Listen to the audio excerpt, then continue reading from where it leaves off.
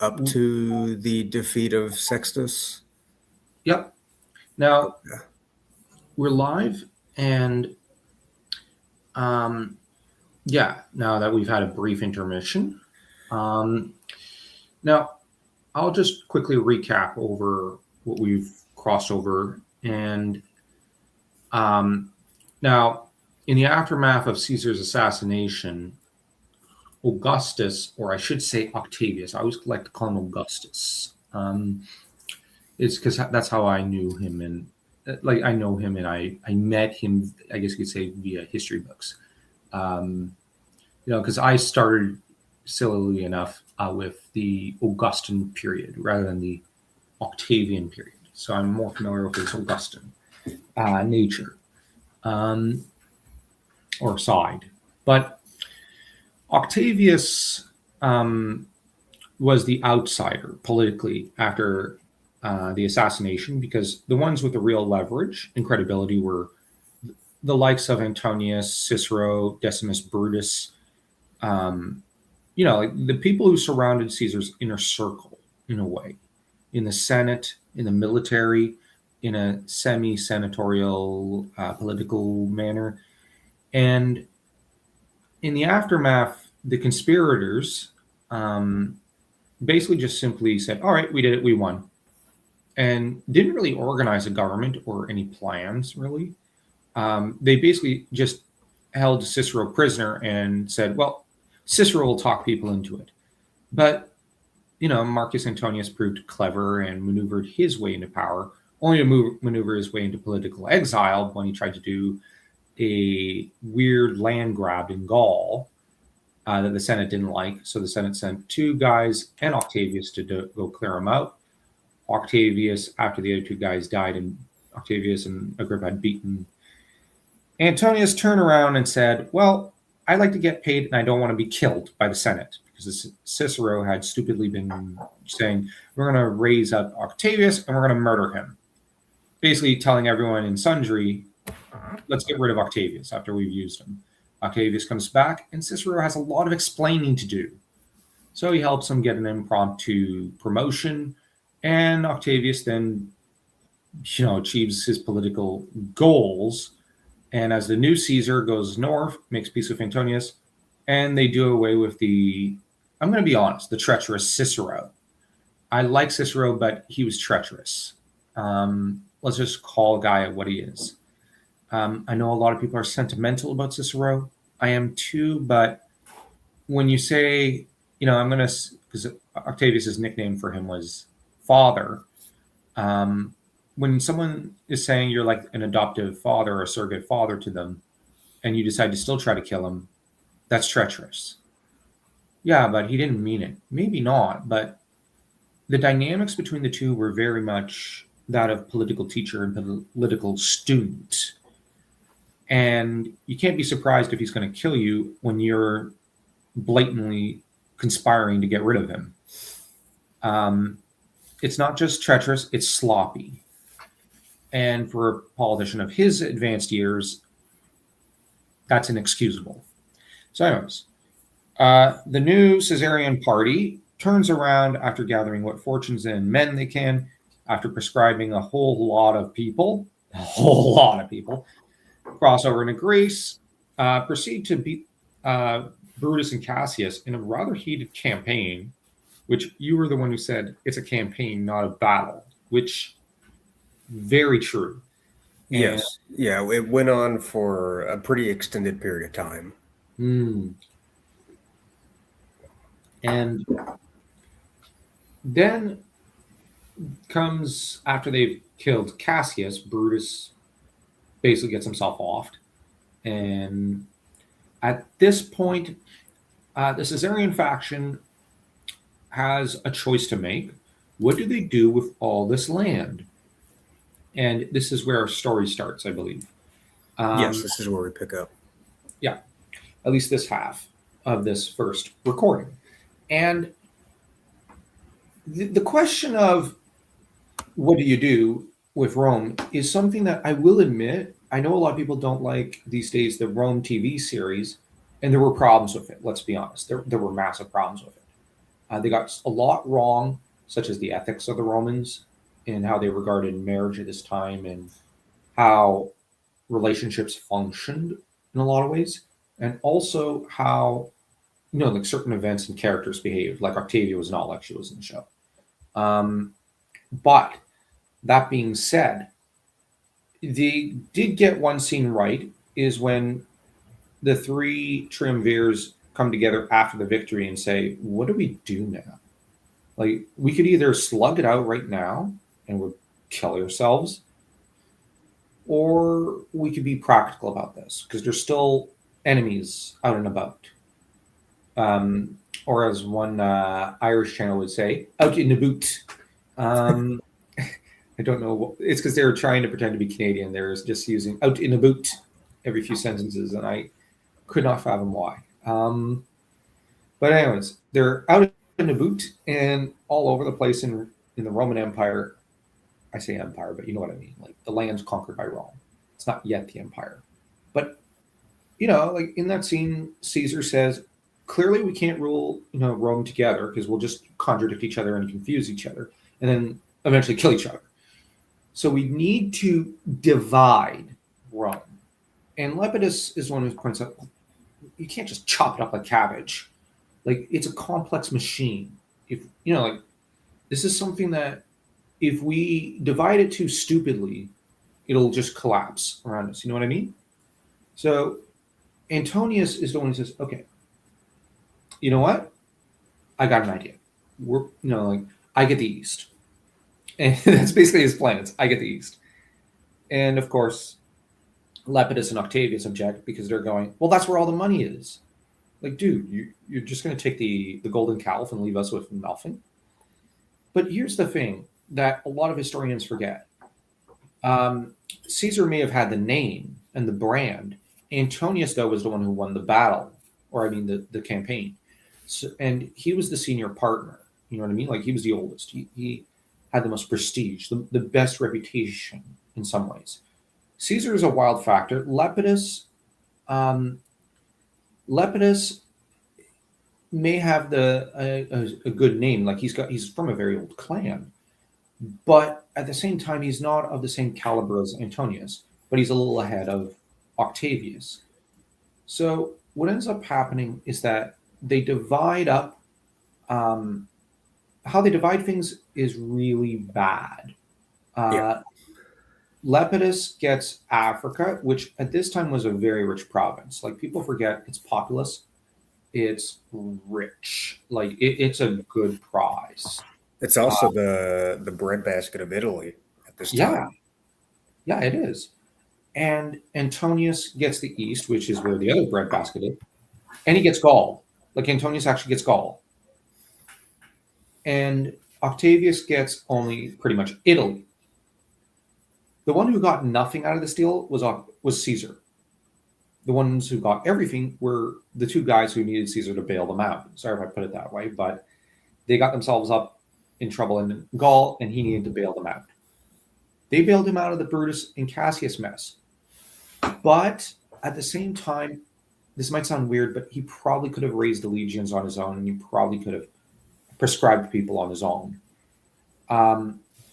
But the thing is, his reputation would have been damaged. As it is, the reputation, nobody could quite figure out at the time who came up with the prescription plan, which is what I mean by damaged reputation, because that was not popular. Because, you're going around murdering people, mass murdering people, and taking everything they've got.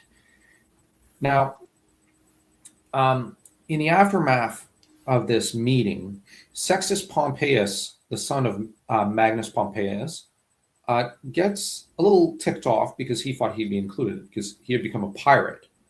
He was over in Sicily, and he controls the straits between Italy and pretty much Africa, but he's also occasionally part-timing, taking what grain comes from the east. He figured he'd be invited.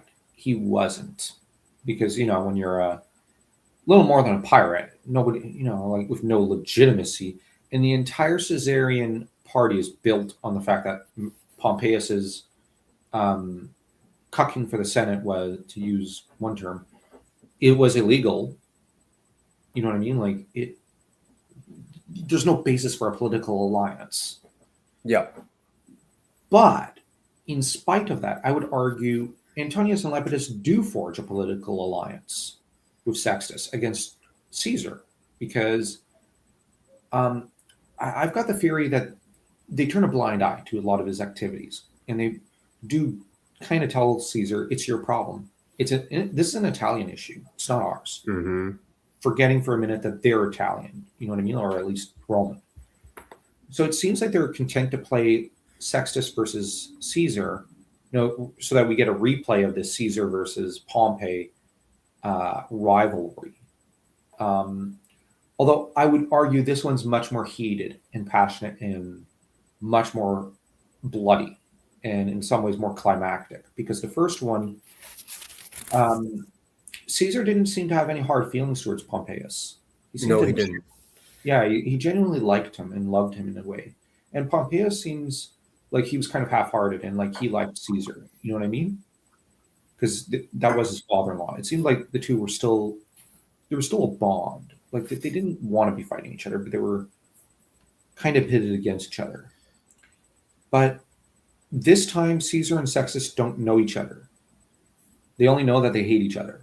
And because Sextus makes a point of screwing Caesar over again and again and again, and selling grain, like he captures the grain ships, then sells the grain at an inflated, insane price. It's like if, to use an example, it's like if someone was to capture the oil and gas and resources of the Middle East and of Europe and Asia and whatnot, and sell it to North America and South America for like, like for every, let's say, kilogram, and I do use kilogram deliberately, like, you know what I mean? Like not even a large, it's not a ton, it's a single kilogram or something is worth $1 million or something. At that point, you're paying so much that it's like the entire wealth of the nation is flowing into into the other guy's coffers. You know what I mean? Like he's not even being fair or pretending to be willing to negotiate. And he of course has slaves and as his crewmen and whatnot. So the thing is, there's no threat of a rival, and Sextus is very much an unlikable figure, I find, in history. But he's a very crafty admiral, and he is a brilliant pirate, and he's blessed with a Caesarian level of luck, because, like, you know what I mean, like the amount of storms that break whenever someone tries to break his ships and his armada, and his ships get by without taking a hit is remarkable. Yes, it is. So of course, Caesar tries to allay, like he tries to calm things down with a political marriage into Sextus's inner circle. That way he could at least try to negotiate. So he marries Scribonia. Apparently it's not a fun match. It's like Scribonia is not to Caesar's tastes. He gets a daughter from her, Julia, but he doesn't really like her. And Sextus should actually now be willing to compromise. So he keeps the prices, and I think in some sources even raises them. Like at that point, it's like, well, what's the point? What's the point of negotiating with the guy? He's determined. But things begin to change politically throughout the triumvirs. Antonius is hooking up with Cleopatra because he's going off into the east and screwing up. So what we get is Antonius is biding his time in Greece and preparing for a massive Parthian invasion to avenge Crassus's lost honor, because he lost a couple of eagles, and golden eagle standards. I mean, this was a massive amount of prestige that was lost when Crassus went and got himself killed stupidly. And Antonius is basically preparing a revenge campaign. Lepidus is just kind of there. Sorry if I describe it that way. It's kind of there. Um, and Caesar then has to deal with a rebellion as Antonius manipulates through his wife a rebellion against Caesar, which Caesar crushes, and which has the result of seeing Antonius's wife Fulvia disgraced. Fulvia goes east, and Antonius basically kills her to, like basically uses her as a, um, well, as a fall girl, and ensuite he basically kills her and says, "Well, no harm, no foul, right? Like I know I helped instigate a rebellion against you, but no harm, no foul, right, buddy? By the way, I'm not going to help you with your little Pompeius problem," which is a little insulting when you think about it. It's bad enough Caesar has to deal with Sextus. He also has to deal with Antonius fomenting problems in Italy. And a lot of historians have said the Fulvia rebellion was not Antonius who instigated it. But given Antonius's brother was involved and his wife was involved, it's hard to imagine he could not have known and helped encourage this. Yeah, he was at minimum, implicitly involved, Yeah, if not explicitly.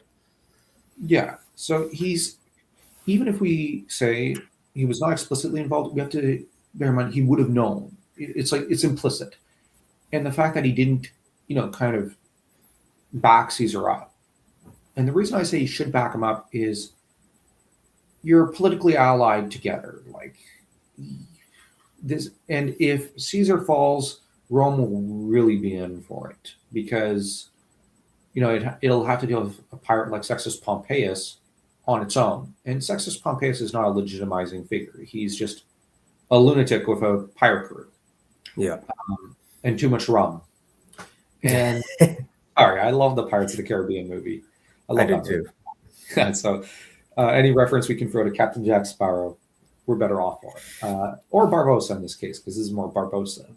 Yeah. But during the Fulvia rebellion, didn't Antony actually send troops to Brundisium? Yeah, Octavian met them there, and the troops on both sides mutinied and said they didn't want to fight, fellow Caesarian veterans. Yeah, this was after. This was after the I think the Fulvia rebellion. Okay. Or like it was around that time. Yeah, they were about to duke it out. Yeah. And I get the feeling Caesar was the more nervous one because he's like, oh yeah, I bet. Yeah, I just got through dealing with a Caesarian rebellion, so to speak, or an Antonian one. I have Sextus on one side. I have Lepidus who's going to swoop in to mop up the victor. And now I've got Antonius basically picking the fight with me. Oh, shh. You know what I mean? He's just going, yeah, this is not going to end well. But, that's where the soldiery comes in.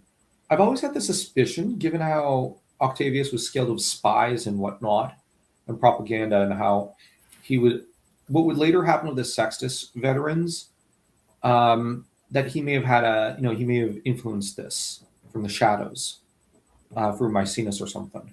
And, but you can't prove it. So it might well be that the soldiers just said, you know what, we're done. And I think they were genuinely done with infighting. They were like, come on, guys, like, we just went through we've been fighting this civil war for almost 100 years now. Do we have to do this? And on Italian soil too? So Caesar got the better end of this deal. I'm just going to say that. Like he got to keep his neck, and he got to keep from bleeding himself dry. Because if he did win, he'd be ill placed. It was not yet time for a civil war. And Antonius, I would argue, would also be bled dry. It would be screwed. Nobody could win. Thoughts? Oh, I agree with that. If Octavian's men, wanted to fight instead, then he ends up alienating. He had 100,000 troops that he was trying to resettle in Italy at this time too. Yep. So even if he wins the battle, he alienates at least half of them, Hmm. that he's trying to, calm down because he had to do big land redistributions at this time. Yeah. So he's dealing with Sextus, he's dealing with Fulvia, and then Antony sending these troops in while everyone is unhappy with him because he's redistributing territory to veterans. And the thing is, he's having to grab land that was from the prescription list, Yep. which that's also what alienated Antony, I think, because that land's ours. Why are you distributing it? But Caesar doesn't have a choice, and he's having to unsettle certain farmers. And on top of that, he's inviting formerly prescribed people, that is to say, people who escaped from prescription, Yep. back into Italy so he can gain some form of legitimacy. He needs some allies, and he's this land resettlement was, I think, 100 to 120,000 people, which, Yeah. Yeah. like, Just huge. it, I don't even know how you can do that. You know what I mean? Like, land, redistribute the land to them. But after the bloody rebellion, which it was very bloody, it was almost a civil war. He grabs land, he distributes it, and within, I think, what was it, a year or so, he's got that issue settled. Hmm. Um, and we'll have to revisit the veterans from the land distribution because quite a few of them do come back to serve in the Sicilian campaign, which creates its own nightmare. Which that's when we see Caesar create a massive reform within the military. Like he Hmm. completely reforms the system and that's where his genius comes in, and he invents something we still have today called the pension, um, which good thing for him that he invented it. But um, but in the meantime, he ends up weird somehow meeting up with the wife of one of the people who was prescribed, a Tiberius Claudius's wife called Livia, because Tiberius Claudius came from a very old clan. One of his ancestors, I mean, was someone who served in the Punic Wars. Actually, his ancestors served in both, but in more recent times, one of his ancestors, Drusus, had helped push forward popularis reforms and had actually moved to include the other Italian cities as part of the Roman Senate and to have certain rights within it. So, this clan was very venerable, but they had a bit of a bipolar streak. And I do mean that literally. They were bipolar. Um, Tiberius Claudius himself was not a very remarkable politician. By all accounts, he wasn't very bright, but he fathered one son, and his wife would end up pregnant with another. But the interesting thing with before she got pregnant, um, his wife would end up apparently going out of her way to seduce Caesar. And by all accounts, she was ever so hot. But, well, I just mean, like, given the letters and the descriptions and whatnot, she was hot. But she had Hmm. something that was much more appealing to Caesar, a high IQ. And I say that because Livia is one of those women who, um, this woman must have had a genius level IQ. Like what we know about her later, she's able to manipulate senatorial factions. She's able to manage the bureaucracy. She's able to mitigate some of her son's disastrous decisions.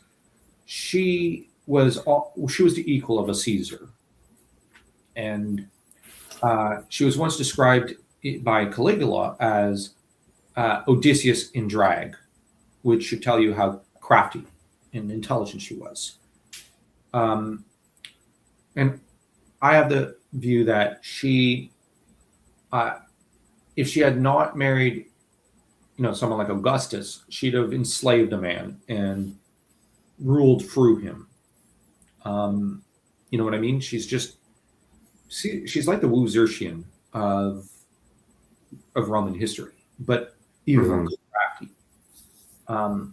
And I even kind of rank her in some ways above Julius Caesar, just in that I think Had she, no, if she had been born a generation earlier, Caesar would have been utterly enthralled and enslaved by her. Even he could Oh not. yeah. She is that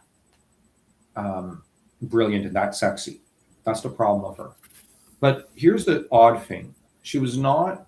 I'll be honest.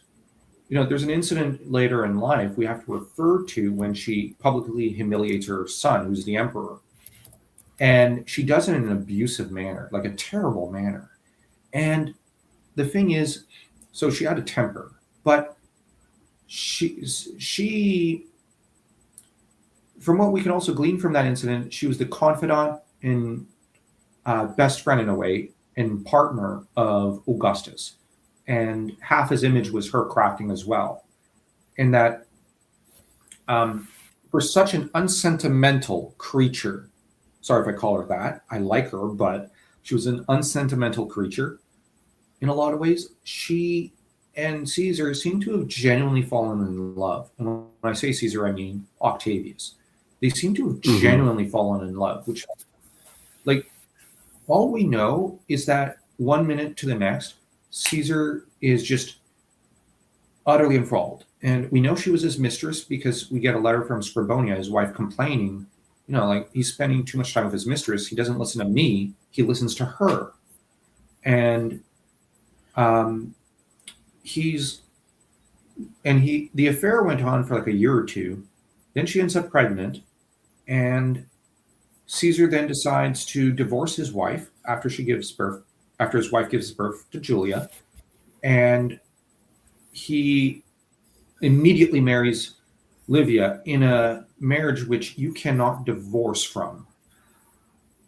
And like, because it's the kind of marriage which is like, how do I put it? No divorce. It's just Hmm. it's an ancient kind of Roman marriage. And she's pregnant at the time. No one's too sure who the father is, if it's Caesar or Antonius. And I will actually put up the case of this. Um, Given that there was two men, kind of, with her, maybe we should question who the father was in a way, because you know what I mean? Like, both Livia and Octavius were both fertile. This was not like Yeah. Gaius Julius Caesar with Cleopatra, with Caesar being next to sterile. And Cleopatra was very evidently very, very, very fertile. Yep. So that's going on, even as Antonius has knocked up Cleopatra, and he's getting kids off her. So, Yeah. I would argue that in a lot of ways, the Livia Octavius match is no less passionate than the Antonius Cleopatra match, but it's healthier in a way because they're partners who clearly love each other. They actually take each other's political opinion into account, and they seem to regard their empire as a joint venture, not just as Yeah. Cleopatra's prize. Um, Yep. any thoughts on this? Well, I agree with that because with uh with Antony and Cleopatra, it seems like as much as they're both in love with each other, they're clearly trying to use the other to get themselves a better position in the empire or what will be the empire after, in case a favorable conclusion comes for them. Mm, Um, Cleopatra's trying to use Antony like she was trying to use Caesar, mm, um, use his love for her as a shield for Egypt, mm, um, to keep Egypt at some level of sovereignty, and not turned into just another province like Gaul, mm. with a Roman governor over it, which she would have gotten out of either Julius or Antony. Um, and then Antony sees it as, the way to be rich, the way to even uh, easternize the Roman world and set up his own unique seat of power in Alexandria outside of Rome. Because, yeah, that's all. Well, I agree with everything you said. And the difference is also that Cleopatra clearly seeks to dominate her partner. Yeah, yeah. And she really succeeds at dominating Antonius. Um, it's not a marriage of equals. Mm-mm. Now, I'm not saying that to bash Antonius. There's a lot of things he does that's unlikable, but there's a charm to him. You know what I Yeah, mean? there is. There Yeah. is. Like, but like in the Rome TV series, he's played by James Purefoy. And everyone loves Purefoy because he's so charming, and he's so smarky. Not smarky, snarky. I mean, sorry, misspoke. He's so snarky. Mais Cleopatra, she's just, how do I put it? She is, like, she's like the worst mother-in-law. You know, like all those old mother-in-law jokes. Like, she's just so domineering. Um, but Livia is domineering. But the weird thing is, she isn't. I'm going to suggest something. I think Octavius was much more manly in a way. Like, he might have sex with you, but you're not going to dominate him. You know, like, he keeps control. He was a sex Hmm. addict, like Antonius and Caesar, but he was not willing to cede an inch of his own decision making and his control. He was very Hmm. modest that way, and I say that in the most positive way. Like, like Cleopatra might, not Cleopatra, Livia might, well, beguile him, but he is still very much his own man. You know what I mean? Like, he's not going to spend a year in Alexandria losing his wits like Caesar or Antonius.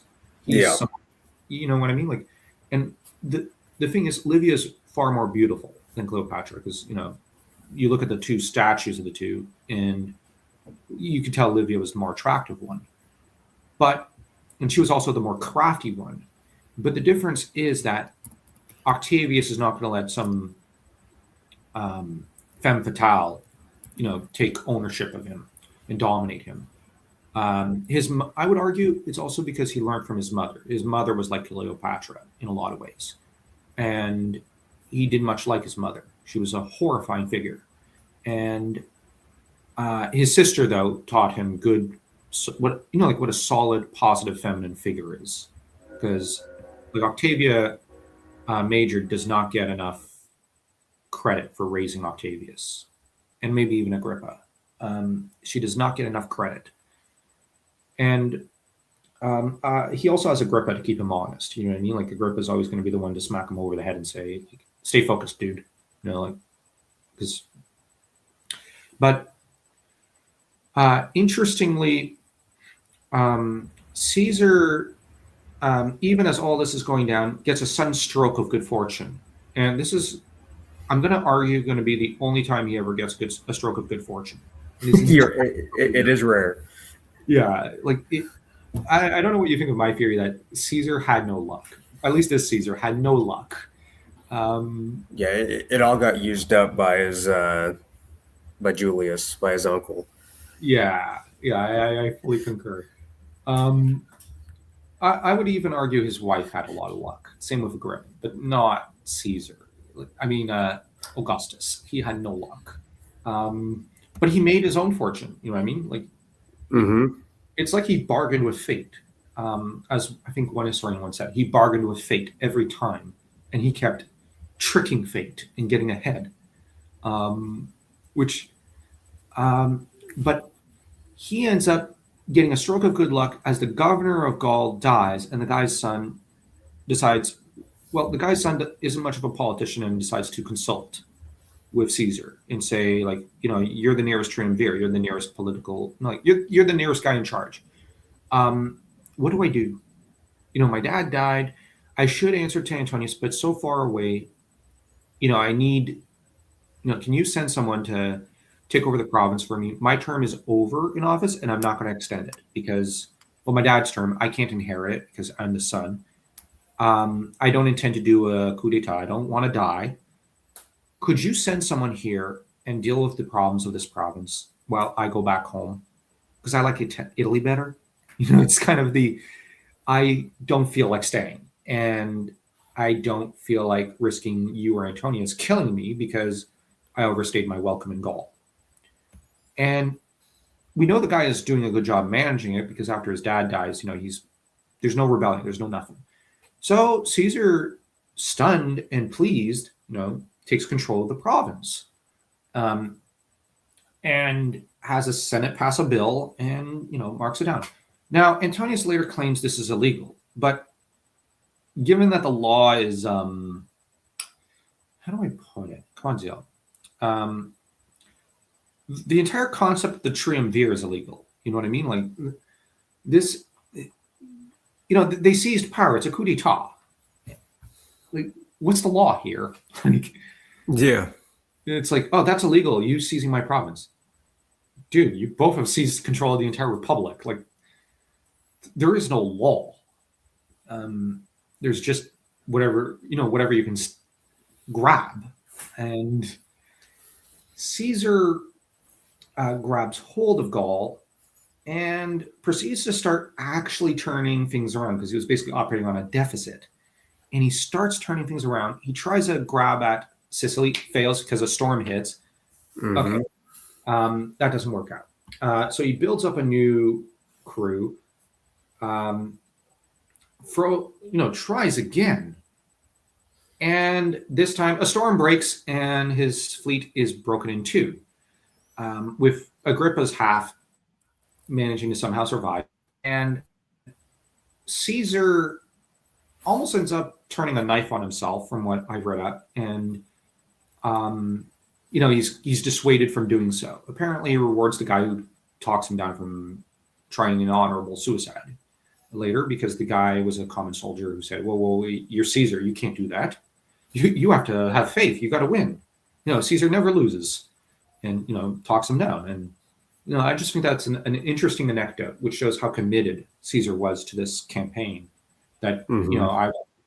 but when he fought, he was defeated, and Agrippa was dead. He's like, "Screw it, I give up."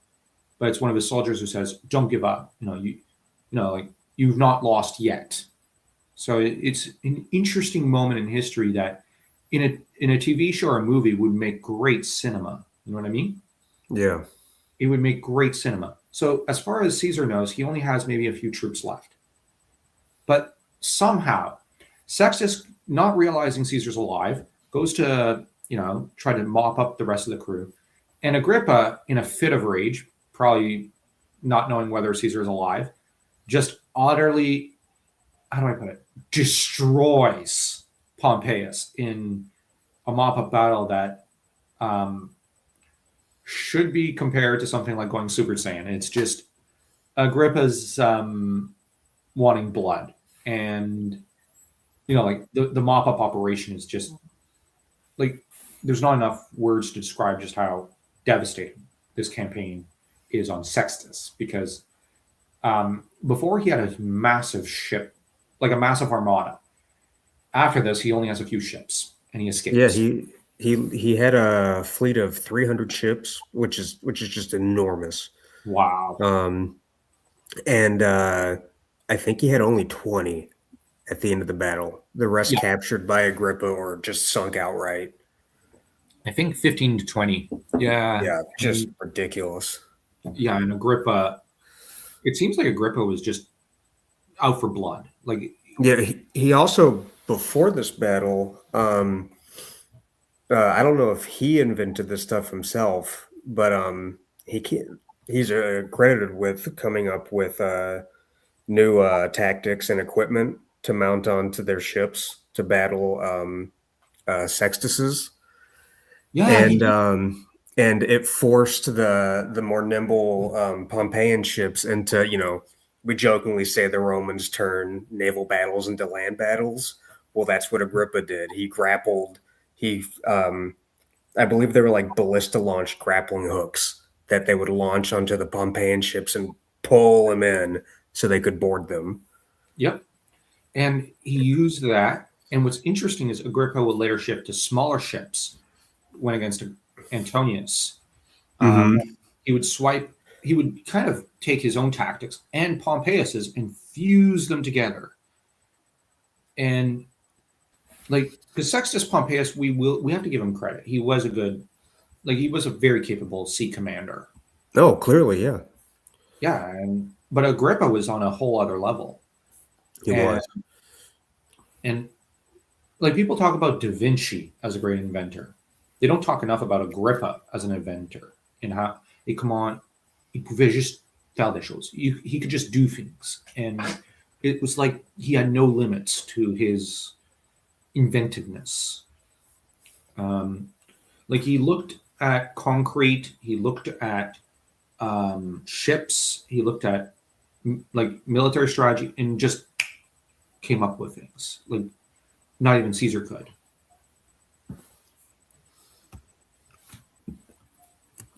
Sorry, I'm a bit of an Agrippa fanboy. No, that's fine.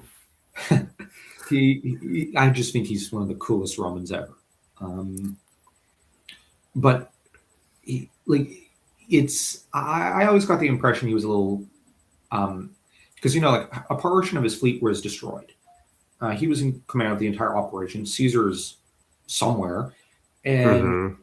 he's left with only like half his armada.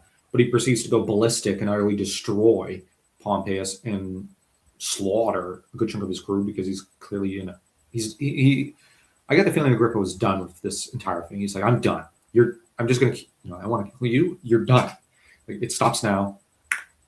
And he was a man on a mission. But Sextus, clever as he is, escapes east to Antonius, where he's going to get killed. Yep. Good riddance. Sextus was not a likable fellow.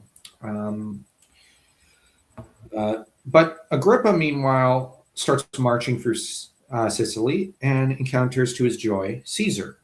And the two proceed to embrace, celebrate, drink all the rum there is.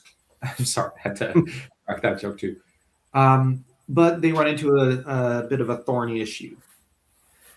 A Caesarian civil war is about to break out. By which I mean Lepidus has landed. And Lepidus is intent on grabbing what Sextus had and saying, well, I'm the new guy here. Get off my island. And, I'm going to be raising the prices of all the wheat and barley and whatnot. This is technically legally okay because, the triumvirs with law. But might makes right. But Lepidus, like, a lot of people condemn what he did, but I don't see the difference between him trying to grab Sicily here and Caesar grabbing Gaul. I don't know if that sounds weird. Like, I kind of get No, it. you're right. Morally, there's no difference in it. Okay. Like, I can't hate Lepidus for it. It's like "te tenter ta chance." That's a French phrase which means you tempted your fate. No, you threw the dice. No, Yep. you had to. Like, rien tenté et rien gagné. That's another phrase.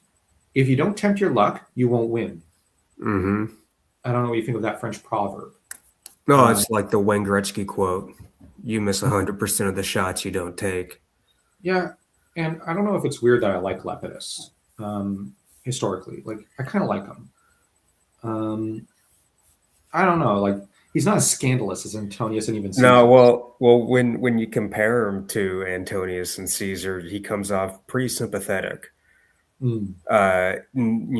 When you're dealing with guys as big as those two, I think a lot of vices of the people around them kind of shrink away in the historical record because the vices of the big guys are so big and so great.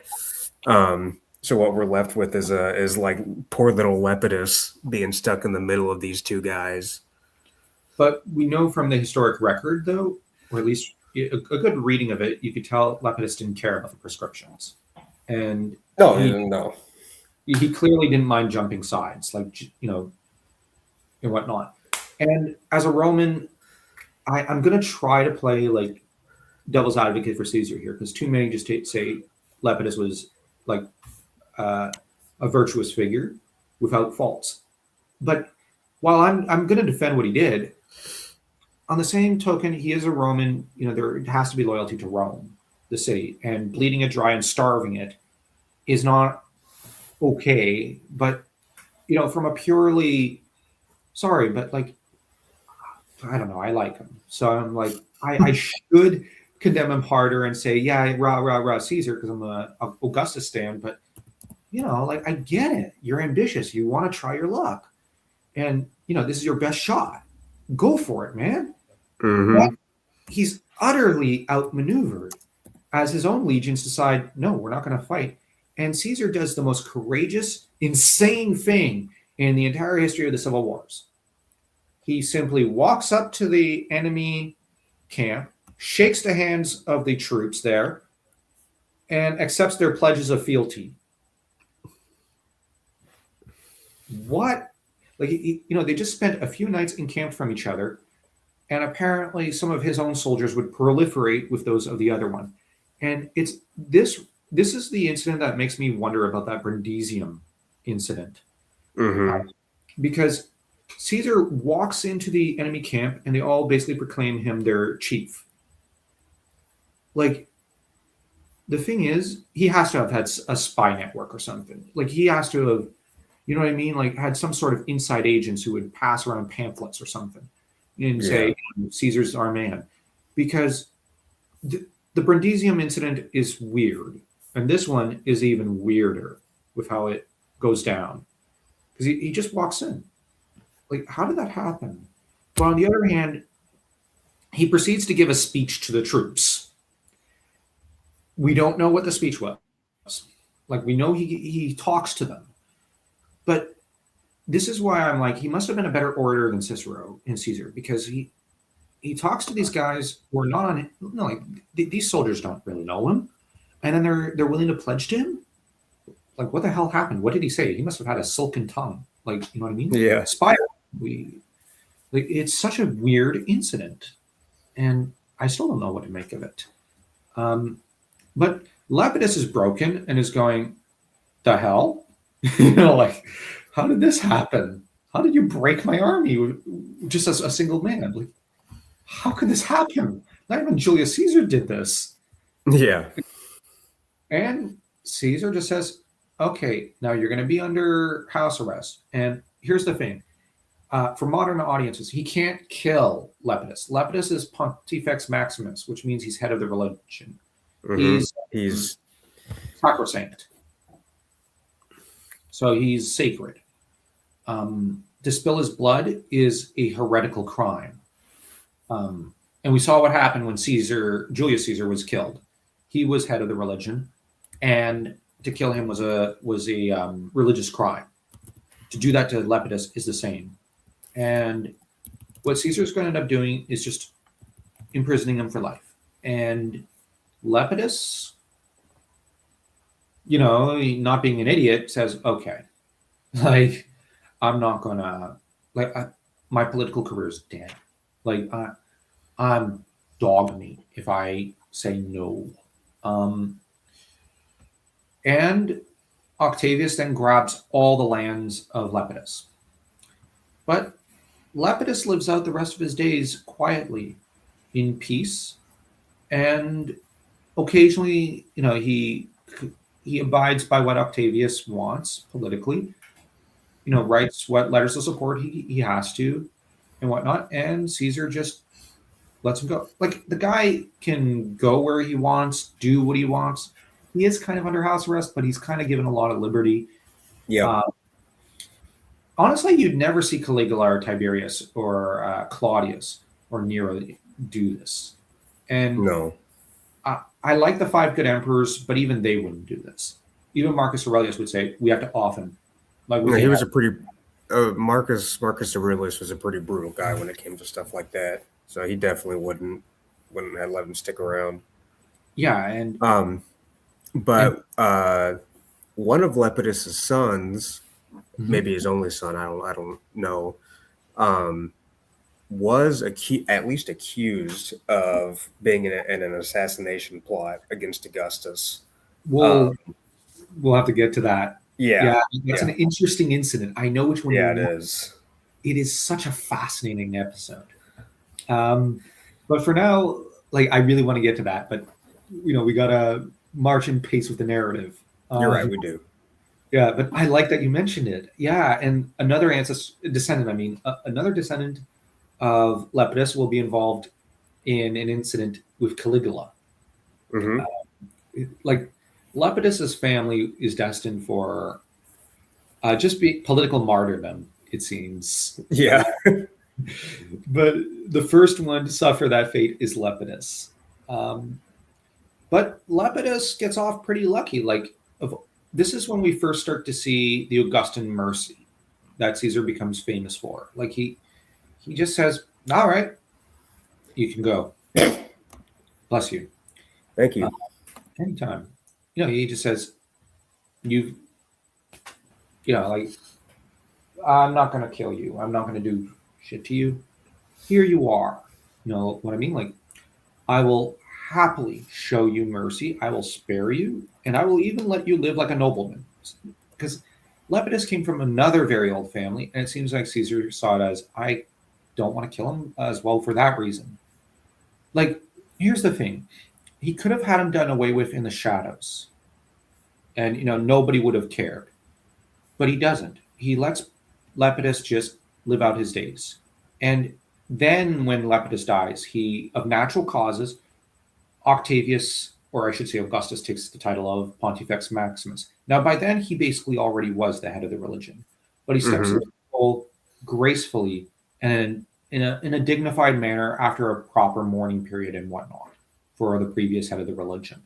So, like, he does everything morally correct and legally correct, and that's where it's interesting. The mercy towards Lepidus is a very interesting episode as we see that Caesar can make peace with his enemies, but he does it in a much more firm manner. And there's no doubt that if Lepidus ever tried anything, he'd be killed. But he doesn't. Both men are a lot smarter than the conspirators, and in some ways, no offense, I like Julius Caesar, but Augustus is smarter than him.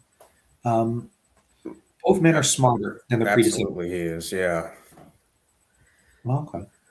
Both men are smarter than their predecessors and decide we're just going to live with the current arrangement. And by all accounts, from what I can understand, Lepidus seems to have been content with his lot. Like, well, that didn't work. I guess I'll Yeah, just. yeah. I don't think he tries anything after that. I know that he, still showed up to the Senate whenever he had to and took whatever ribbing from Augustus that he, had to endure in public. But other than that, he didn't really do much. And it seems that Augustus spoke of him like it seems like he was respectful of his rank and whatnot. Hmm. So it seems like the two men comported themselves with remarkable regality, dignity, Yeah. and it's like, well, you lost politically. There's no reason for bitter feelings, but I think all bitter and jealous feelings must have been poured into Lepidus's son, uh, Hmm. as you so well pointed out. But I think the Sextus mop up, the Lepidus cleanup, and the seizing of all of the Western provinces, and how powerful it makes Caesar, and I'll add to that the Illyrium campaign, which um, Caesar had cleared up during the Pompeian years, and gives him now a bridgehead into the east. Now, Illyrium had been a province in the Greek region. It was once, I think, it was near Pyrrhus's lands, and it had Yeah. been It's built. north of Epirus. Yeah, thank you. It was right next to them, and uh, you know, the thing is, they had never been tamed until Caesar and Agrippa did so. At which point, you now have a bridgehead into Greece, and he has the entirety of the West, all the silver mines of Spain, the fertile grasslands of Gaul, which I live in France, and trust me, l'Italie Sea, the land here is very fertile. It's green. It's like nothing but veggies and vineyards and grazing land. Like, trust me, people have cows galore here. And Yeah. um, I will even go so far as to say people talk about the fertility of like Canadian soil or Ukrainian soil, and not enough is said about French Gaul soil. Like, this land must be as fertile as the two countries I mentioned, and even some American soil. And I only say some because like not all American soil is created equal. No. Um, I'm joking there, but America is so large. You have some regions which are fertile, some which aren't. But Canada has very fertile soil, um, which is why Canada should, like, I will actually be I will actually say I understand why some Americans talk about wasting land, because the Canadian government punishes farming when it should reward it, because the Canadian government's ashamed. I'm not trying to get into politics, but it's ashamed of its farmlands. But the thing is, this is a strength and a virtue. A rural society is actually a strong society. Yep. But when you have someone who, like when you have people who basically admire Stalin, they don't think of farmland as a positive. But the thing is, France at this time is Gaul, and Gaul has fertile land. And the thing is, Gaul has always been a rural society, and by Gaul I also mean France. It's always been a rural society. Like most of the people are in the countryside or involved in some sort of, you know what I mean, like land-based, fertility-based stuff activity. Mm-hmm. He has North Africa, which is very fertile, and and arguably the North African soil is still very solid. It's just mismanaged these days, which arguably in later centuries that's going to be a problem as well, because at this time Rome is managing the African soil very well, but in the fall of the empire period it's not going to be well managed. So Augustus, no, he's not yet Augustus. Damn it, I keep doing that. Sorry. Caesar, it's just easier to say Caesar to keep myself from getting confused periods of his life. And I'm not trying to confuse our listeners. It's just at this time he is Caesar. It is Caesar. And Caesar is going to start to intimidate Antonius, who's just had a very bad campaign in Parthia and lost a couple of legions and needed rescue through the, I will actually say, courageous aid of Cleopatra. And she shows no small amount of courage when coming to his rescue.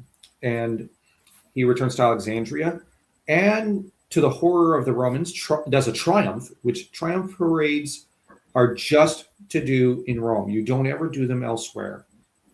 But he does a triumph parade in Alexandria, and by all accounts, venerates Cleopatra and her son. What's his name? Caesarion? No, his son is isn't his son Alexander? Her son. Her son, yeah. Yeah, okay. Sorry, I had a Freudian slip and said his. I should have said her. Sorry. Yeah, and his son and daughter as well. So, but apparently he divides the Roman Empire between all of them. Now, some historians have said this is a forgery. Augustus must have invented this. But we have other records of it. Like, you know what I mean? How do we reconcile all these accounts? We can't just say it's a one-sided campaign of propaganda when this is not out of Antonius's character to do this, given his later comportment. So Antonius sets up an explosive political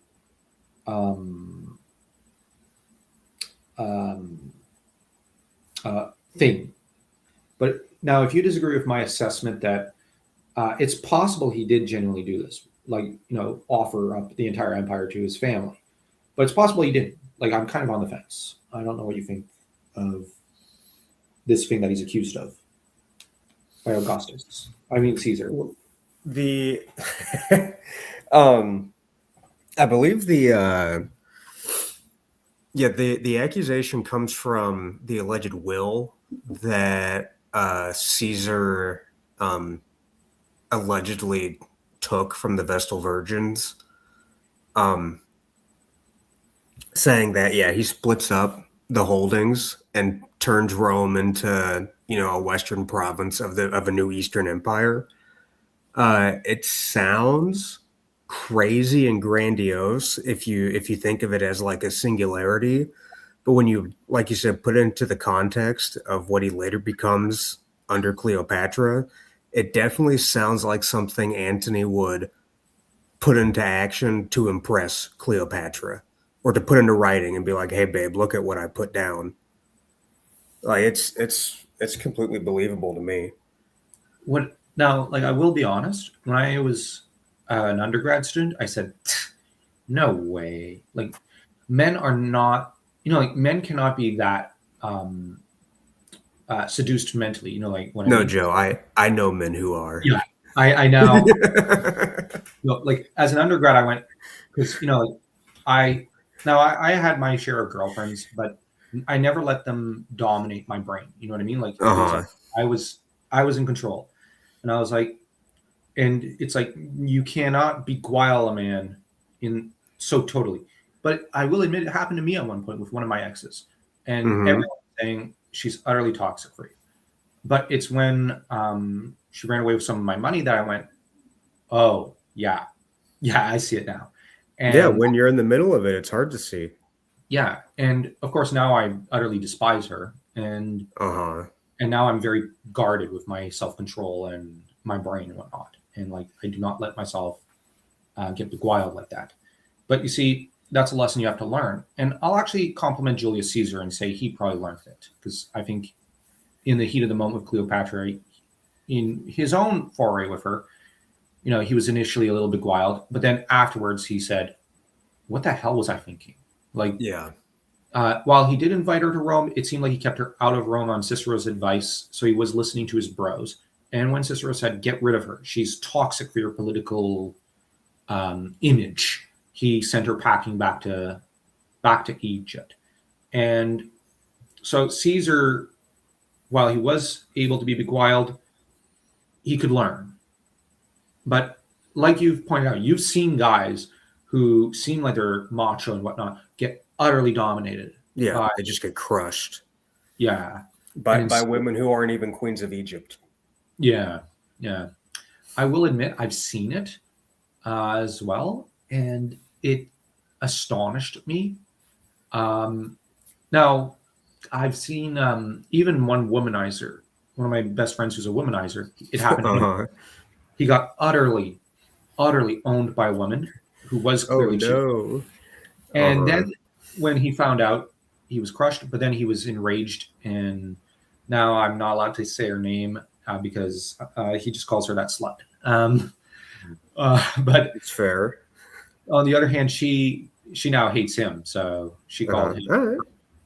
So it went from a passion affair you observe from the outside and you watch it degrade into this bitter feud. Yeah. Uh, Passion has to go somewhere, I guess. It does. But on the other hand, he's a womanizer, but he's the sort who he says, I have to charm the woman. I have to put the roses down on the bed. I have to, he's like, I want to charm her. I don't want to just wham bam because half the fun is seducing. Yeah, not just a He's pickup artist. Yeah, he's Japanese, so with him, it's about the process of seduction as well as the seduction itself. But like I've seen guys as well get seduced and whatnot, and it can happen to almost any man. But Hmm. as an undergrad, I didn't believe it. Um, I was a lot colder then as a person, but now I understand this could happen like that. And Antonius is utterly susceptible, and that it doesn't happen to Augustus. Now, we have to be clear. Caesar was accused of having this happen to him by Antonius, who said, who made a few who wrote a few body letters to Caesar, saying you're running your fingers up Livia Drusilla's dresses. And Livia, like people were shocked when Caesar divorced Scribonia, who was a fertile, good wife to him, at least as far as the outside perception was. And he went for his mistress, who, while of higher rank, you know, there's no reason to marry her. But Hmm. but from a political angle, she's from one of the most prestigious families in Roman history. On the other hand, um, her family is infamous for its bipolarity, and people were like, they're kind of nutters. Then the Claudii are freaking nutters. But Livia was Livia, and so both men have, by the time of 33 BC, gravitated into new alliances, new marriages, new everything. Now, by this time, Antonius had been married to Octavia, the sister of Octavius. The arrangement was made after Brundisium because after Antonius did the decide he didn't want a no-fault divorce and just instead the better option is to just kill your wife, Octavius marries his sister to Antonius. Now, I will quickly say that marriage is something that in one of my I've read the novelization of Colleen McAuliffe, and in there, what the author proposes is that some members of the Caesarian party, and when I say that I mean Octavius's party, like Mm-hmm. myself, object to the match because they regard it as Antonius killed his wife, and you're going to marry, like basically the most pure woman in the world to him, the woman who raised you. You Yeah. ingrate. How could you do that to your sister? She's pure. She's a good woman. And you would marry her to someone like him? He's going to destroy her. Like, how could you do this? This is horrible. Now, in the novel, Maecenas reconciles with, like, the author does it for a bit of drama, but also does it to show that there is a conscience in there. You know what I mean? Like, there are some of the people around Caesar who look at this act and say, like, I don't know. Like, Octavia's a good woman and she loves you. How could you subject her to this? You're putting her life at risk. But by all accounts, it was like a civilizing, like it worked for a while. But Octavia Mm-hmm. became ever more popular with the Roman people. But here's the thing Caesar was counting on the marriage to fail. And I don't think he counted on his sister to die because she stays in Rome most of the time or in Athens. So clearly, he was seeing to her protection. But on the other hand, Antonius has a bunch of kids with her. I think about as many as he has with Cleopatra. You can't say he wasn't fertile. Yeah, for sure. Like the dude was a horn dog, and he got to beg Cleopatra and Octavia. And I'll be honest, I've seen the statues of Octavia. Wow, she must have been a bombshell. She was utterly gorgeous. But the thing is, she was a celebrity in a way. Like she was, but like how do I put it? She was like Mother Teresa in the eyes of the Roman people, except a housewife version. She was the Roman trad wife. And Mm-hmm. Antonius dumps her, divorces her for Cleopatra. This is the single biggest political mistake of his career. And it's clear Octavius was counting on it. He was just waiting for it. Yeah. And he pounces on it like Wile E. Coyote would pounce on the Roadrunner if he could. Uh-huh. Probably less passionately though, because I think Wiley's been waiting for that Roadrunner for a long time. But Caesar breaks into the Temple of the Vestal Virgins and seizes that will.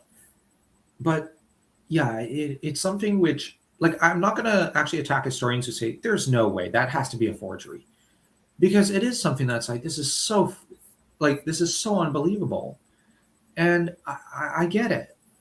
But there are historians, the other historians say, well, given like we can't just look at it as a single act. We have to look at it in the context of his character and of his entire career and what he later does. And it's possible. It's crazy, but it's possible. And ironically, I've seen one historian I'm friends with who said there's no way, but he is someone who, ironically, he is like his wife is a good woman. I've met her, but he is utterly infatuated with her. And whenever she's in the room, he gets angry and annoyed with everyone else, and he doesn't want them around. Even at Christmas parties, he'd get annoyed and growl at others because he just wanted to spend time with his wife, even though he was at a colleague's house. So, like, for a man who is like, no, it's not. There's no way. He himself exhibits, you know what I mean, like He'd be the kind of guy to do something like that for his wife. And yeah. But I don't say that to insult him. Like his wife is utterly like she's like Octavia, like she's utterly charming and faithful, and she's utterly enthralled by him. So like they're a very happily married couple of like they've been married 50 years, but they're just he's like there's no way any man would behave like that for his wife. Dude, you act like that. Like, you know what I mean? Like you've been married for 50 years and you still act that way with your wife. Like just own it. Like, just accept human nature is weird like that. It's flawed. It's utterly horseshit. But I've even met a baker who in Japan who's like that with his wife, like utterly in love with his wife. And like he'd say, like, "Oh yes, you must like beautiful women, but just know my wife's the most beautiful." Like, he like most Japanese don't talk like that about their wives. He did. Like Uh-huh. he was like, my wife's the greatest, and he's like I don't like sometimes he'd act almost like an anime character. He's like, my bakery is powered by the power of love, and it's like he'd just say it proudly, like he would own it. He'd be like, the passion I have for my wife is what drove me to build up my bakery from nothing to something, and like he had a very successful bakery, like, and his wife was passionate about bread as well. So like she only went for him because baker. So the thing is, men are capable of being utterly beguiled by their wives, but the key is to choose a good woman to be beguiled by. You know what I mean? Mm-hmm. I think Caesar made that choice. That uh, Caesar Octavius made that correct decision, and I will even go so far as to say, um, in some ways, I think Charlemagne would make a similar good decision. Same with Mershali II to an extent in Mm-hmm. the Empire, way before the Roman period. And even I'd even venture so far as to say um, there are other figures in history who make the right choice when it comes to their wives, but um, Antonius doesn't, and he dumps his good, proper Roman wife for an Egyptian queen who is utterly toxic for him, as they're both heavy drinkers, they're both drug addicts, and they're both utterly bonkers. And although she's a polyglot, she's seductive. She has a great singing voice. Apparently, she's able to discuss any number of topics. Like she's not like traditionally good looking. She's just really sexy. You know what I mean? Like, because Mm-hmm. it's sexy when a woman can talk to you about literature and art and history and discuss a slew of topics that you yourself know. Um, and here's the thing: contrary to what some think, Antonius was a cultivated man. He did appreciate the arts. He was intelligent. Because I've seen some people present him as a bore and as not cultivated, not appreciating like theater or literature or something. No, the man could quote that stuff. He was cultivated. Mm-hmm. It's part of So why he loved being in the East so much. yeah, they had good culture. Like he loved Greece. He Mm-hmm. loved to stay in Greece. Him and Cleopatra would make trips to Greece all the time. And who could blame them? And they were in Egypt. Egypt at that time was incredibly cultivated and cultured. Um, and I've read a bit of Egyptian literature. It's freaking good. Like, how do I put it? It's no wonder Alexander, Ptolemy, and Antonius, and even Julius Caesar fell in love with Egypt. It has such a beautiful body of literature and such a beautiful, beautiful culture. So, and when you throw in the Greek elements, like because there was Hellenic Alexandria and you had non-Hellenic Egypt, like both melding together, Mm-hmm. like who could resist that? So I'm not I'm not condemning Antonius. I'm gonna kind of defend him and say, like, this is a reasonable, like, falling in love with Egypt and Greece makes logical sense to my brain because I would if I was back then and I could endure heat. I can't endure heat and humidity. I just can't. Um, it's partly why I suffered in the south of Japan. I probably would have done better in the north. Mm-hmm. Because when I went north to the Arctic regions of Japan, I actually enjoyed myself. I was in my element. Now, I enjoy the history of the South. It's just in terms of climate, I'm better adapted and fitted for north. Yep. Um, some of it, I've heard the theory when you're born in a certain climate, your body is always going to be predisposed to that climate.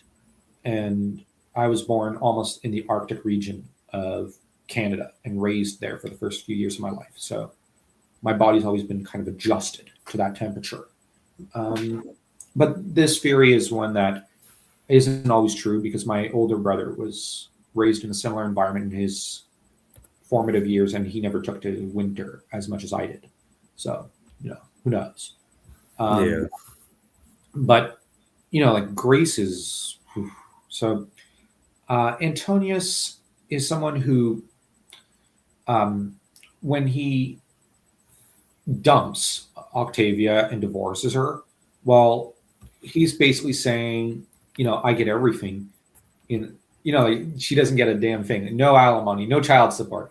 Of course, Caesar insists, and the divorce courts favor Caesar. I'm joking. I have to crack those jokes. I like just thinking about family courts makes me want to cry. Yeah. It's horrible. Horrible invention, for which I will honestly say I think that the inventors of those things are burning in hell for a reason because, in some ways, I consider it the most wicked invention of the 20th century. The family courts. Why someone would invent that is kind of beyond me.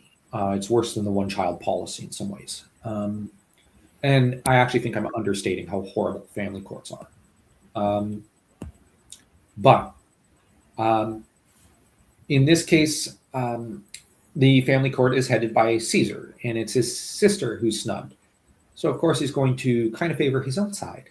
And, he declares that Antonius is hostis.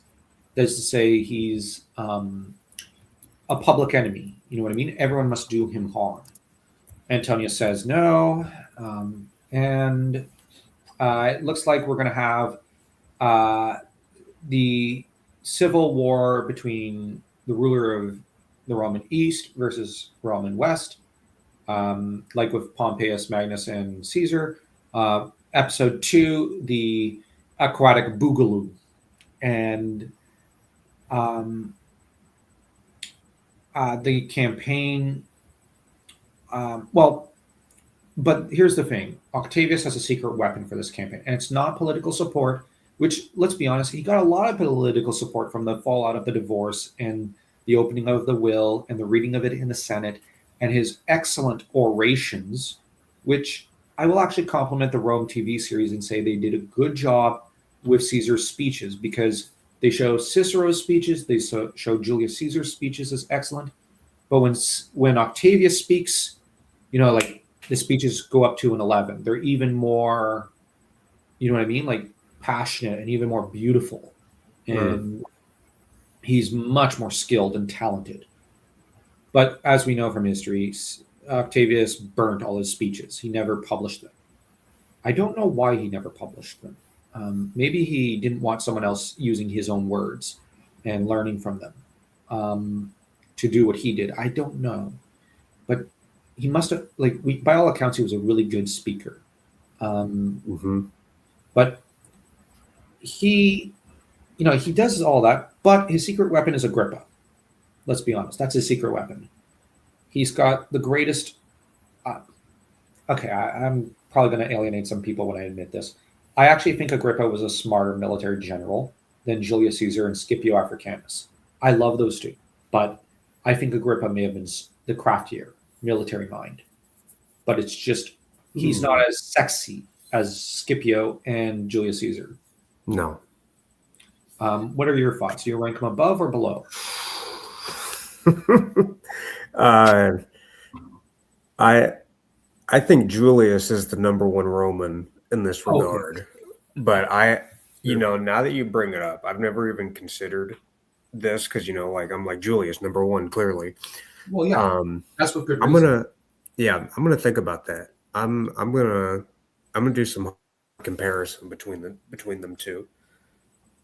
Okay, because let's be honest, Julius Caesar is a genius. He's a great orator. He's a brilliant political operator, which I actually think more people should learn from his high IQ political maneuvering than what they do. He militarily, he's Julius Caesar. You know what I mean? I rank Alexander the Great. I think he was way better than Alex. I like Alex, but Alex cannot compare to Julius Caesar. Um, I mean, he's just, you know what I mean? Like, he's Caesar. Um, and I also, I have to add, I saw recently someone comment that on Substack, I forget who, that Julius Caesar's entire conquest of Gaul and the Roman world was his midlife crisis. Because, get this, you know, Yeah. we done sobbing in front of that Alex statue. In Spain, yeah. Yeah, and I'm then sorry, he, not in Spain. well, No, was it in Spain? I think it was on en route to Spain, but he breaks down sobbing in front of it, saying, "I have not accomplished half the things he has at 33." Mm-hmm. And what this person said was, and after that, he had a midlife, which drove him to conquer the entire Roman world. Yep. He said, "Guys, you know, let your midlife crisis be as glorious as Julius Caesar's, but don't let it end like his did." Like, yeah, don't let it end like his did, because you know it ends in him getting knifed to death in the Senate Hall.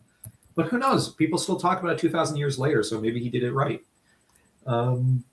Yeah, you know, if you do the things he did and that's the way you end, I mean, okay, you know, You do you, bro. whatever. Yeah. You do you. Who are we to condemn? But the Actium campaign is where Antonius's own midlife takes him, and it's a disaster for him, but it's a triumph for Agrippa. And in the campaign, I've seen some historians say, "Oh man, Antonius shows he was always a phony general." No. Pharsalus showed he was a brilliant general and commander. Like, the man was brilliant. He was a genius. And no wonder Julius Caesar liked the man. And in the Rome TV series, he defends his choice of Antonius and says he likes to fight and he's good at it, or something to that effect. Mm-hmm. And because Brutus and Cicero in that TV series, early in the series, say, you know, why do you like him so much? And Caesar says he likes to fight and he's good. Like, no, I can't do without him, basically. And, you know, I'm going to kind of defend that take. Like, you know, Antonius was clearly one of Caesar's best guys. You know what I mean? Like, he was one of his best generals, if not the best. And he gets completely schooled and utterly crushed by Agrippa. And that's the thing. Like, I don't think people give Agrippa enough credit for the Actium campaign, because it's really a campaign. It's not a single battle. No, it's not just a naval engagement. Yeah, it's like the entire campaign is. Like, I've seen people say, but Antony underperforms. Okay, well, when you're next to like the greatest general of your age, there's no shame in being outperformed. Same with like, everyone pales in comparison to Caesar. You know what I mean? Like, to Julius Caesar. Well, we may have to end soon. Recalls. But we'll just end with I think we should just end with the fact that Antonius got to shine at Pharsalus, and now in the naval battle of Actium, which is one of the most tragic and one of the most also uplifting, I think, because I'm pro-Roman. I'm a Roman fanboy. So I think it's uplifting that Caesar won, and that it's a moment of glory as the civil wars are going to end here, and Agrippa seizes the day, Carpe Diem, and him and Caesar basically just utterly destroy Antonius's fleet.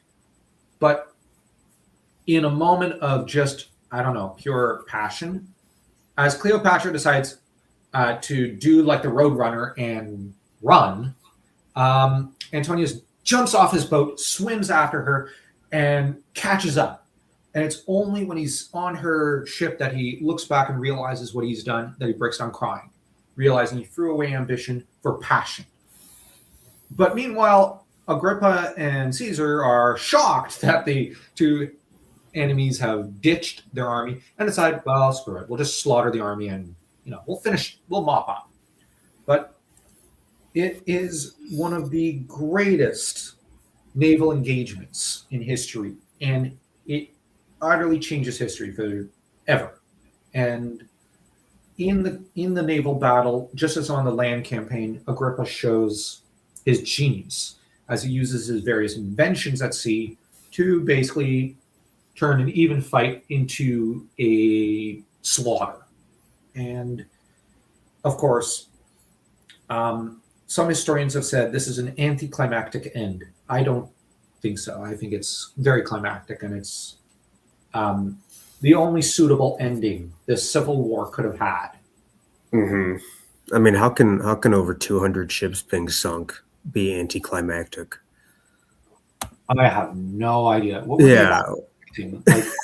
Like that, I don't know, that both sides will sink each other's entire fleet, and there's only a few men left, and they declare victory Yeah. or something. I don't know, but I Yeah. think 200 ships going down is like, holy crap. Yeah, that's crazy. Oh, but Agrippa didn't take too many losses. Yeah, because he's Agrippa. Sorry, Yeah. but like Caesar completely dominated at Philippi and in the African campaign, yet we don't call those anticlimactic. Nope. This was climactic. This was awesome. And Rome won. So sorry, a lot of historians are like, poor Egypt, poor Cleopatra, poor Antony. Me, I think awesome. No, this is Roma, great. Yeah. You couldn't have a better outcome than that. yeah, because if Egypt won, it'd be under a wasteful, inbred princess who honestly didn't know how to rule as well as Octavius did. We'd have had chaos. We'd have had, everything would have broken down. And Antonius clearly didn't have a plan, but Caesar does, because he's Caesar. He's the heir of Julius Caesar. And it's really at this point that, Caesar sends Agrippa back to Rome. And this is a show of his confidence, because he himself is a mediocre general.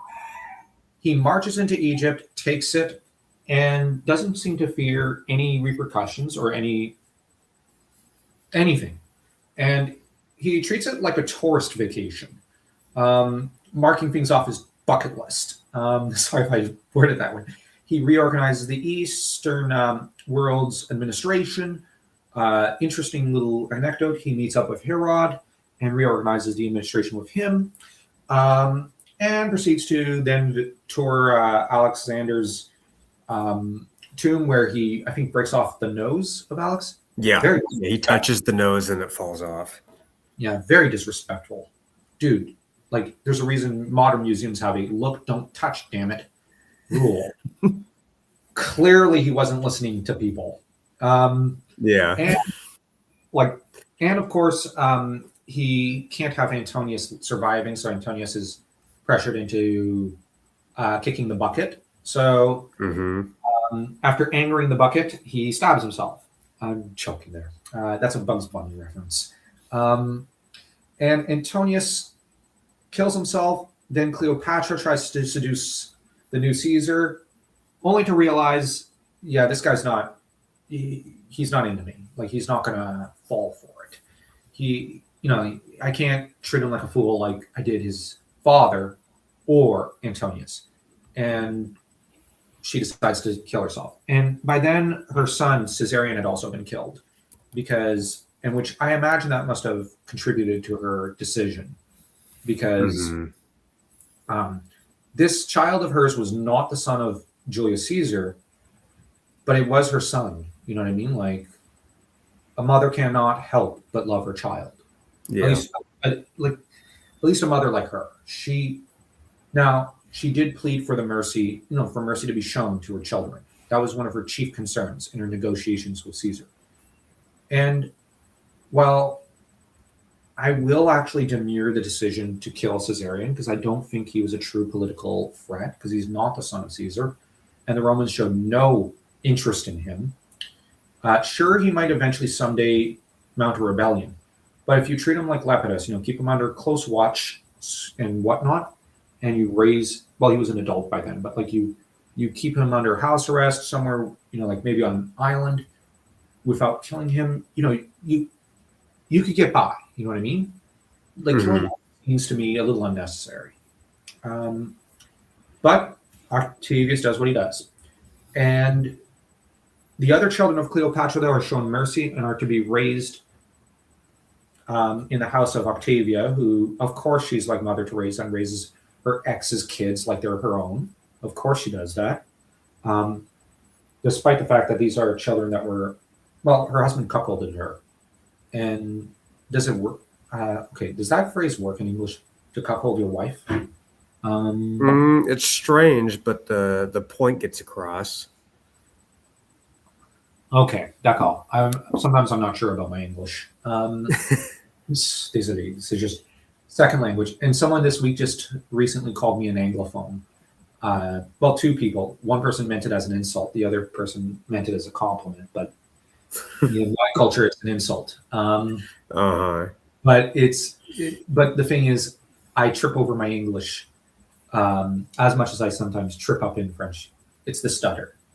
So people get the impression I'm either an Anglophone or a Francophone. They can't quite. Ils ne peuvent pas me placer. But sometimes I'm smoother in French than I am in English. But anyways, yeah. So this is the convergence that is the latter half of the Civil War between the triumvirs. It goes down very poorly for Antonius, but he started off, on top of the world, and then the wheel of fortune, as the medievals will put it, wheeled around, and he fell to the bottom. And Lepidus was in the same position, but the difference is Lepidus was able to kind of fold his cards, I think as the term goes, and just walk away from the table. Yep, And he knew when to fold them. yep, and Antonius didn't. And Antonius would not be allowed mercy, was no. But here's the thing: the only mercy that was shown, I believe, was that he was allowed to be buried with Cleopatra, He was. which it's going to sound strange, but I think that was a very chivalrous move by Caesar. Um, Rather than parade their corpses in his triumph, he just quietly buries them and tours Egypt. Acts like a buffoon with that tomb. Sorry, I'll actually say you don't treat Alexander the Great's corpse like that. I disown that decision. But Caesar goes to return home, punishes one rebellion by one of his prefects of Egypt, I think, and reappoints a new guy, and carries on to Rome, like at a leisurely pace, clearly confident that he has conquered everything. And if we're a bit honest, he's achieved something that Julius Caesar and even Alexander never did. He's not just conquered continents, but mastered them. You know what I mean? Like Yeah, he truly consolidated what he conquered. And all by the time he's what, 36 or something? Yeah, Wait, young guy. He's 60. He was born in 63 BC, and no, he's 33. Holy crap! He's younger than I am. Crap! What am I doing with my life? Yeah, what are you doing? I've still got like 6 years until then, so Yeah, I'm I know. doing good. I'm sorry I wasted most of my life. I guess I should go out. Most. I'll just go have a midlife crisis and conquer all of Europe. That's Yep. what I'm going to. It's what Julius Caesar did. Yep, that's what he would have wanted from you. Oh gosh, that makes me think. Do what your daddy Caesar would do. Do it. Like it makes me think of like if you were to look up into in those Japanese anime, you look into the star and you have the anime character, like the father figure, just thumbs up in you. It's like look to the stars, what big what Daddy Caesar would do. And it's like, okay, I'll go conquer Europe. And for any glowies or anyone listening to this, I am in no way plotting to conquer Europe because I have to put in the disclaimer because I'm in the EU, but I am in no way conquer Europe yet. I I am not planning a political takeover yet. And I will not be doing what Caesar did, at least not in Gaul. I don't want to slaughter Gauls. Now, I can't say the same for other parts of Europe, but I'm joking. I'm not planning that yet. How does that keep slipping out? Yet. Yeah. But anyways, yeah. So that's the closeout of the civil wars. I know I had said we'll only go up to Sextus Pompeius, but I got carried away, and Yeah, that's fine. it's just this period of history is so intriguing. It's the best. It's the best. Yeah, it is. It is the best. But let's close it out at the year 28 with with Caesar laying down his title of triumvir, because that's not useful anymore. That's actually a liability. That's basically he lays down all the offices, abjectly refuses the title of dictator, treating it like it'd be a death sentence, which it would be. And just in a big piece of theater, and we know it's theater, him and Agrippa refuse power only for the Senate to then say, well, we can't rule without you. And Caesar's response is to then, quote unquote, reluctantly accept to stay in office. And he accepts the honor of the title of princeps, which is to say merely first citizen, which, come on, like, of all, it's such a disarming title, first citizen, like first amongst equals. But, just the phrase lets you know this guy's in charge.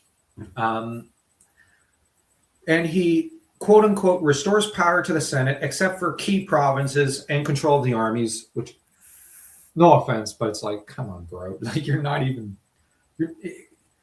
hiding it. But the Senate is fooled. I would argue many of them are fooled. And he restores the republic, ish, and accepts the even more illustrious title of, and I think there's a reason why he addresses himself by this title, and everyone addresses him by this title after this, Augustus. Auguste.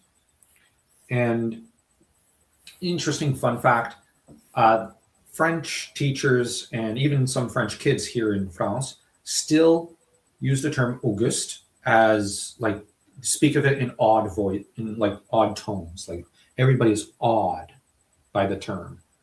And so here in Europe, Auguste is like, even 2,000 years later, it carries weight. And in Canada, it's the name Caesar, which seems to impress everyone. In France, in America. And in France, it's Augustus. That impresses and shocks and instills a strange fervor in people. It's interesting, the contrast. And in Japan, it's Napoleon for some weird reason. I can't understand. But hey, we all admire retards on occasion. Sometimes.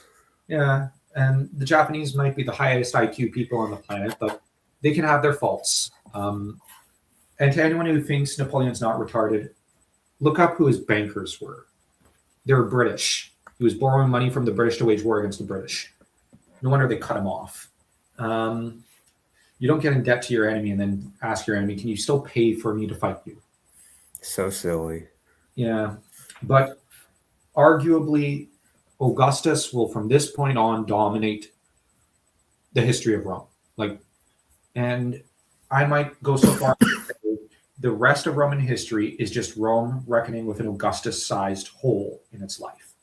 Because as much as many men are very competent, like even Constantine, even Theodosius, Aetius, Diocletian, even the 5 good emperors, no one is Augustus. No. And the problem is, I even think Europe will not see his likeness until Charlemagne. And that's a different conversation to have, though. But we will be carrying on with our next episode with the Augustan period. And what Augustus does with absolute power, because the phrase "absolute power corrupts absolutely," which, no offense, but that's a bit of a falsehood. But Yeah, I don't agree with it either. yeah, but Augustus is going to be proof that it's not, like, you know what I mean. It's not absolute. So we'll be picking up next time from the year 28 onwards, and we end it with Augustus's triumphs over his enemies. He is now the uncontested master of the world. And what will he do? Only fate knows. Only God and fate knows. And God's not prone to giving spoilers. So no one at the time knows what will come, but they just know the wars are over. So that's it for now. I will beg you all to subscribe to Maverick. His Substack. Thank you.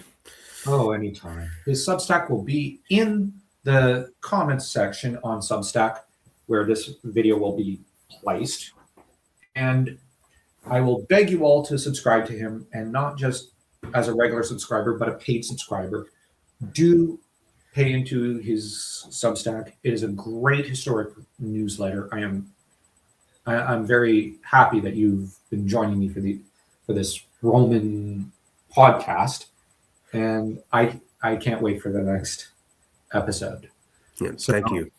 Anytime. So until next time, toodaloo, everyone.